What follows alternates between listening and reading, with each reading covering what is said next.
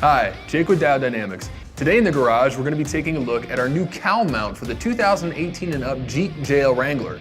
Now this cowl mount allows you to install auxiliary lighting onto your Jeep using factory mounting points. No cutting, no drilling required.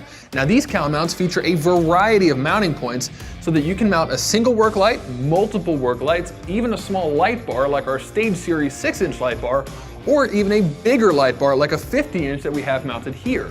Now we designed these brackets with practicality in mind. In fact, if you mount your lights on the outer mounting points of each bracket, you'll still be able to fold down that windshield for the signature Jeep look.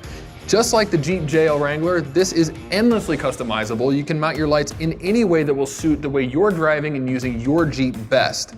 Now the hardware on these is not store-bought hardware. This is OEM grade fit and finish, custom designed hardware specifically for this bracket to give you an OEM grade high quality look. If you're looking for a simple wiring solution, check out our JL Wrangler auxiliary switch bank harness, or you can pick up one of our standard relay harnesses from our website.